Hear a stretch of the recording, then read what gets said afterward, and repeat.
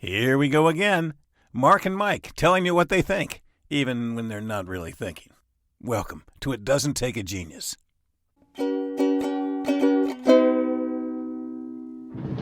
Mike? Oh, whoa. Okay. Hey, Mike. How you doing? Yeah, good, good, good. Everything's good. The doing fine. The little running behind. A lot of stuff going on. Irons in the Oh, fire. Nose to the grindstone. All that good stuff. oh boy. Yeah. How you doing? Calmer than you. Boy, sounds like do you have time to do this session? Sure.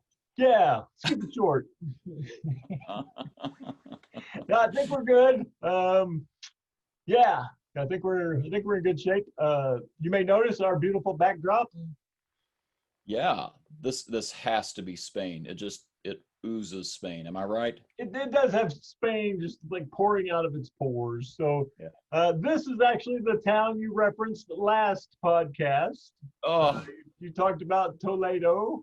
Uh, oh, so this is the beautiful city of Toledo, Spain. Toledo, how everybody pronounces it yeah. differently. Birth, Tomato. Right. birthplace of the Renaissance, home of some of the finest cutlery in the world, and Yeah. just one of the most amazing towns on the planet. So um, I spent an entire day here just wandering around. You could have spent months here wandering around. It was that amazing. And I will tell you two things. You know what? I'm going to expand it to three things, even though it's going to take more time. The first is I'm insanely jealous. I have four kids, and I would love to globetrot with them the way you have. And we'll see. Income wise, if I'm able to do that. Yeah, But wow, I mean, just phenomenal. The second thing I want to say is fun fact: El Greco, when he came from Greece, I believe trained as an icon painter and made his home in Toledo.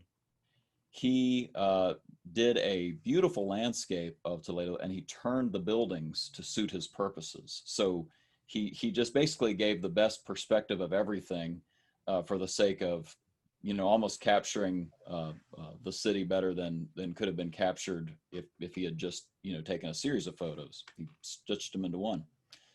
And the third thing is you spent a day wandering, you say. And I bet yes. you wouldn't trade that day in for a million meetings and phone calls that you're trying to get to right now. No, no, it was incredibly time well spent. Time well spent for the soul, for the heart, uh, intellectually. Yeah, Yeah. it was just a great day, and and while the day there was planned, right? We were planning to be there. There was no specific agenda for the time there. Ah, There was a couple of things we knew we wanted to see. yeah. The rest of it was exploratory in nature. But the fact that we had to, it was a separate side trip. You had to plan to be there. It wasn't on the way to anywhere. And so we went there, returned to Madrid, and then actually went to Seville. So the next day. So, but it was one of those things. Yeah, it wouldn't happen by accident.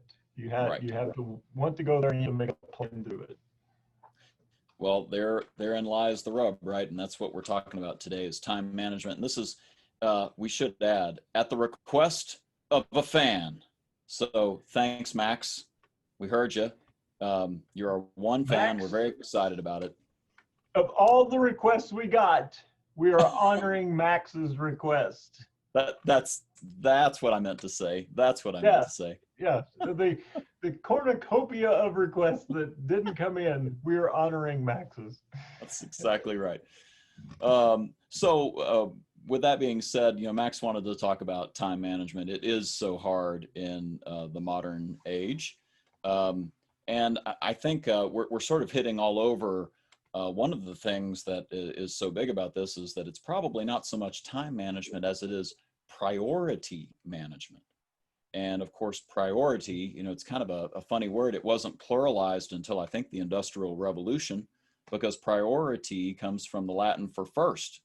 So what's your first thing? And hey, if it's not the first thing, it there can't be first things, right? It can't be multiples. There's one guy gets first place in the race typically. Occasionally there's a tie.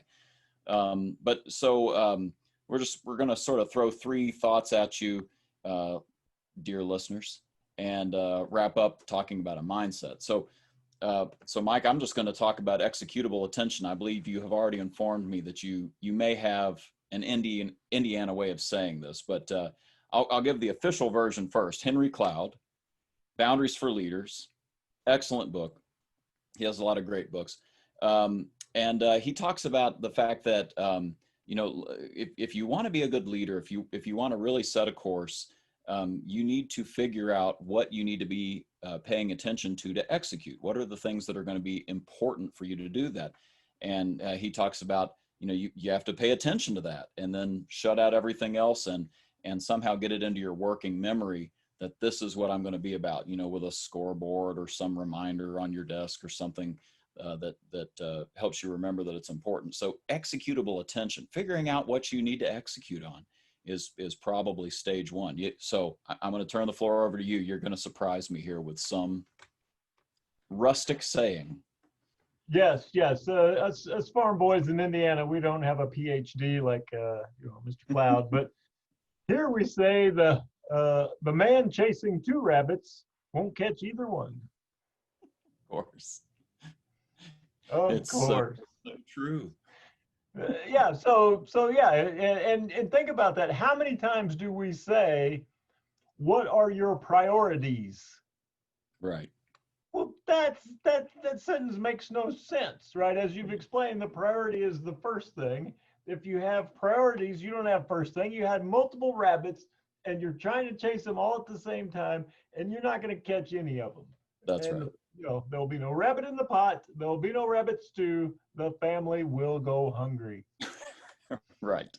And we know that this is the way the brain works, right? We've had enough science behind this now that neuroscience is showing that there's no such thing as multitasking. You're actually just switching your attention in little microsecond bursts from one thing to another thing and back to the first thing. So there's not even really the ability to work on two priorities at once. You're just going to be flipping back and forth. What's the priority? What's the rabbit you want to chase? Exactly. So, yeah, I think you're spot on. Figure out what the priority is and focus as much as possible on that. The multitasking, it just doesn't exist, and we find ourselves with poor performance in two areas versus superior excellent performance in one. Boy, and there's the results. That's a great point. So you're going to have to say no to something, and that's really point two, right? Is figure out what you want to say no to. And I've my dad used to say this, but just an analogy around pruning. You prune a tree, right? You might be pruning off a branch that looks really healthy and looks really good, but it's not the best branch. And so we need to cut it off so that the best branch produces more apples or healthier apples or what have you. And sure, there's other branches that are, dead or decaying that, we need to lop them off too. But that's usually, for most of us, that's an easier decision to make, right? I know what I don't need to be spending my time on if I sit down and think about it.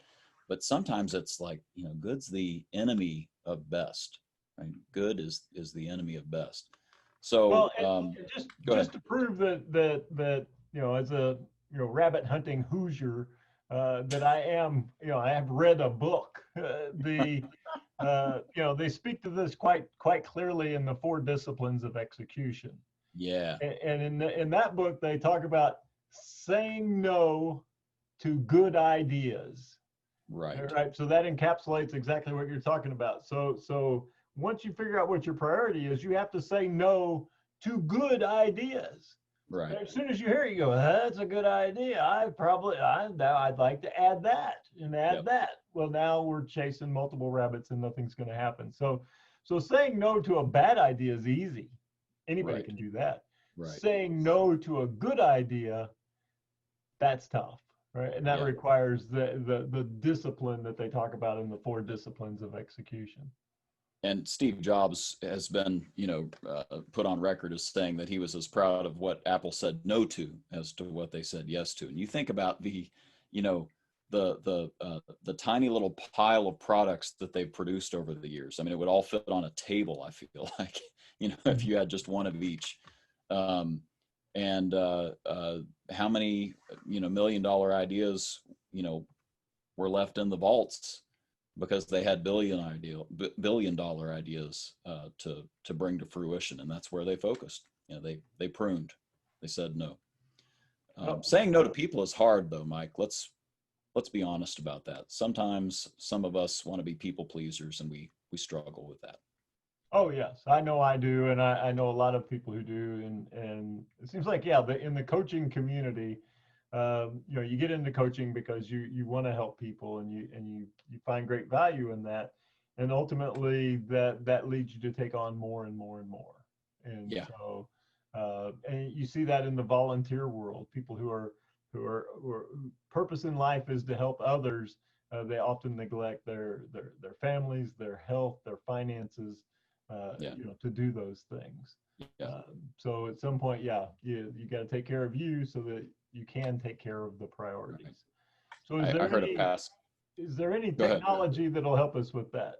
Oh boy, is there technology? Some of it's even by Apple. We have a we have a number of. Apple is not a sponsor at this time. That's right. However, possibly in the queue just behind Max. That's what I'm thinking. I think yes. We are entertaining all unreasonable offers. That's exactly right. Well, it'll disappoint Apple for me to say what I'm about to say next, which is maybe the technology doesn't need to be too advanced. Maybe for some of us, we can go back to Stephen Covey and the 7 Habits of Highly Effective People. We can just have a list, a piece of paper, a poster board, something that we can mark on and write down all the different things that we think we have to do. We can prioritize them then too, right? If we have thought through executable attention. But at the very least, just the technology of having a list is a big deal. If it's all up here, I don't think it's going to work. Mm-hmm. Well, and you see, I was talking to a salesperson today, and we were talking about when to make the list. And, he was thinking about, every morning I'll get up and make a list. And I was like, no, the science there says that it's the night before, right? At the end of the workday, you make the list. And the science behind that is you've heard that if you present a problem to your subconscious and you present it with enough emotion, your subconscious never stops working to solve the problem. And that's why when you're laying in bed at night and you're watching the movie and you can't figure out who that actor is and what other show he was in, and it's driving you crazy, and you go to sleep, and at 4 a.m. you sit straight up in bed and you go, Burt Reynolds. And you're like, what is that all about? And it's because you put the problem into your subconscious with enough emotion that it kept working on it even while you were sleeping. That's a great point. Takes away from the deep, restful sleep that you're looking for. Right. Your subconscious also knows if there's all these things I got to remember to do tomorrow, and it knows if they've been captured on a list and placed in a place where we're going to see it, then that part of the brain can shut down and relax and say, okay, I don't have to process for the next 12 hours trying to remember this because we have captured it. And you can let yourself go and have good rest, and then pick up on those priority, that priority, and start knocking things off your list right away. And notice how clever you are when you do that, because we're really not talking about the technology. We're talking about how to use the technology, right? Mm-hmm. So some quick examples. Some people get bogged down in the list building, and they think that they've made some step forward in productivity, and all they've done is gotten mired in a list, right? Well, do the list at the end of the day and then shut it down. Okay, so there are some other examples of that. One is, the smartphone reminders. I can't say the words now, but if I said, hey, followed by the word Siri, and then, said, remind me to blah, blah, blah. Well, maybe I'm in the middle of something really important. It's one of those executable attention items, and something pops into my head. I need to set a reminder now to put that on the list later. I don't even want to fool with my list right now. I want to keep in my deep work. So that's a way to sort of get something off my plate and focus on the main task. The same with like a blackout mode. You know, if I have to write that chapter of the book, if I have to send that memo right now, I need to black out all the other apps on my computer, on my desktop, and just focus on that one thing and not have alerts pinging and so on and so forth. Setting a timer, you know, that's, you know, that I have one in the kitchen, and it's a great way to say no at the end of 60 minutes, to say, okay, done. That is all I'm going to spend on email today. Those are just different ways that it's how you use the technology that becomes a bigger deal. Well, and you see these younger folks are so comfortable with this that it's almost like breathing to them. They just, you know, they turn to their phone, they set a reminder, they say, you know, hey, personal assistant person, remind me to do this. It just happens for them. So I'm amazed at that, because yeah, I'll make a list, and then sometimes I'll transfer my list to my phone. but, Right. but I've written it out by hand at first. So I'm in that middle, you know, transformation there. Yeah. But yeah, you're definitely right. The technology is there to make this much more doable. Well, I want to drop one more thing on us. And this is something that's sort of been a revelation for me, just because it's about a mindset, and it's sort of how I can approach things, and the perspective I have when I'm dealing with time management crunches. And I learned this from Andy Stanley, the Andy Stanley Leadership Podcast. But he talks about asking yourself the question, is this a problem to solve, or is it a tension to manage? Is this a problem to solve, or is it a tension to manage? And what I love about that is, you know, we go through seasons, right? I mean, you know, there are some, you know, some weeks, some months where maybe I've had a new client come online and it's a big one. You know, maybe I've had a promotion and I really need to focus on work. Well, I'm not going to ignore my family. They're extremely important to me, and I plan to get to Toledo with them. But right now, I've got to focus on work, and so I'm in a tension between work and home. I'm not saying yes to one and no to the other. There's a natural tension there.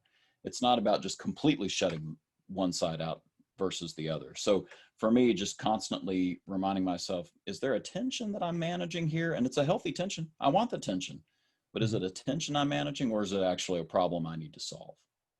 Well, it sounds like, you know, like we hear about the quality of life, you know, Yeah, having a balance in life.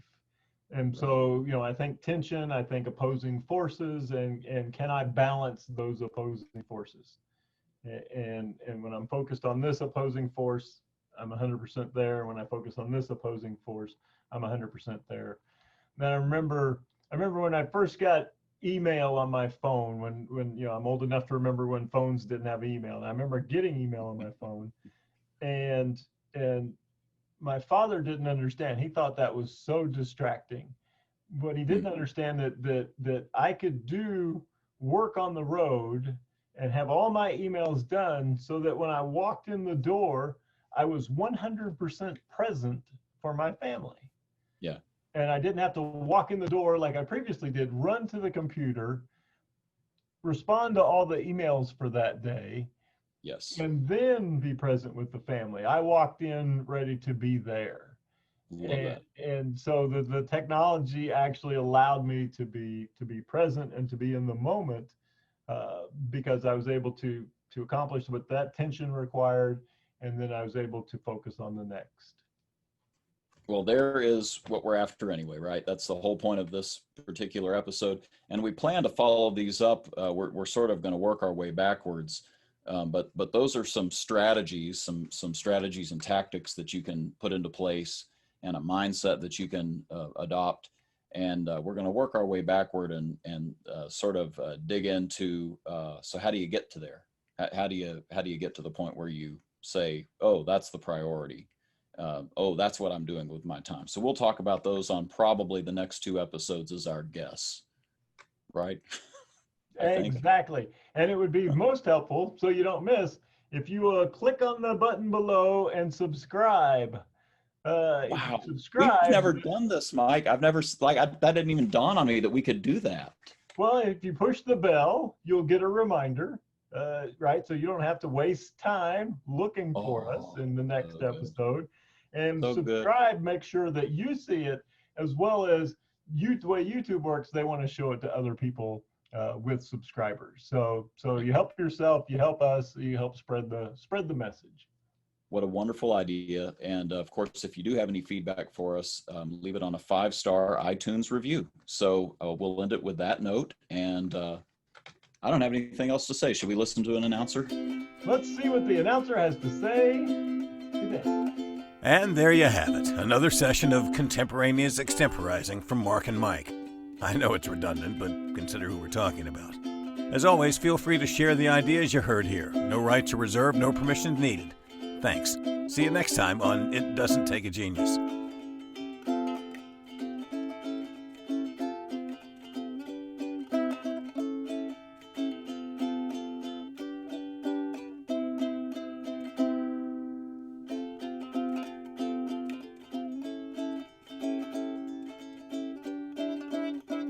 That's good enough.